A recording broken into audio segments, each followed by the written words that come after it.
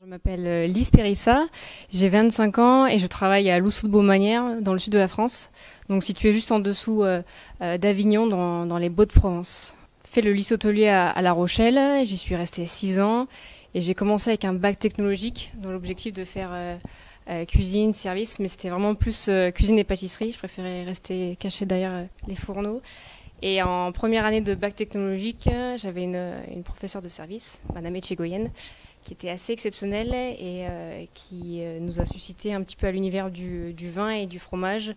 Et c'est là où j'ai commencé à avoir un attrait pour la sommellerie. Puis après, j'ai rencontré des vignerons et le travail de la terre à la proximité de la nature, ça me plaisait beaucoup. Non, j'ai déjà fait le concours Runard et après j'ai fait le concours du Sud-Ouest aussi quand j'étais au lycée hôtelier à La Rochelle avec Madame et Monsieur Martin.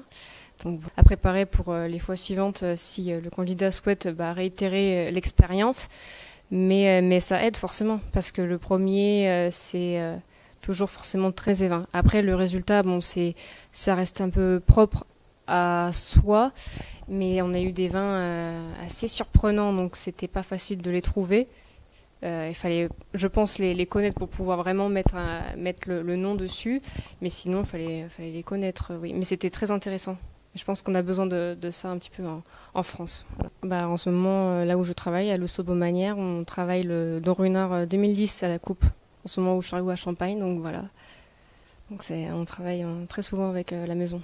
Là, c'est à la coupe donc pour débuter. Après, par exemple, le Don Runard 2010, c'est un champagne qui est très volumineux, un champagne avec un peu de mâche. Donc, il faut un plat qui soit assez texturé, soit les couteaux qu'il a l'habitude de sortir avec une sauce qui est à base aussi de couteaux, de basilic et tomates. Donc, c'est assez riche.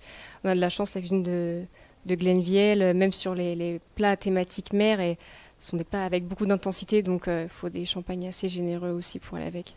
Là actuellement concours je sais pas trop mais plus peut-être les cours de master sommelier ça commence un peu à me trotter en tête, donc à voir par la suite.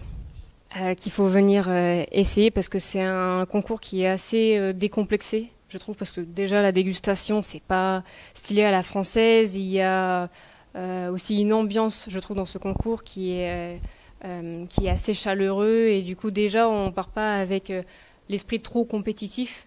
Du coup ça aide, je pense, à libérer certains candidats qui seraient réfractaires à venir participer à certains concours. Donc là c'est un peu plus comment dirais-je, accessible, on va dire. Et puis voilà, c'est une dégustation qui est super intéressante. Moi c'était pour ça que je suis venue ici, c'est vraiment pour faire la dégustation un peu stylée à l'américaine, donc c'était superbe. Oui, tout à fait, tout à fait. Voir au sérieux ce que les candidats proposent, et voilà, faut pas avoir peur aussi de surprendre. Je pèse les vins, donc c'est important.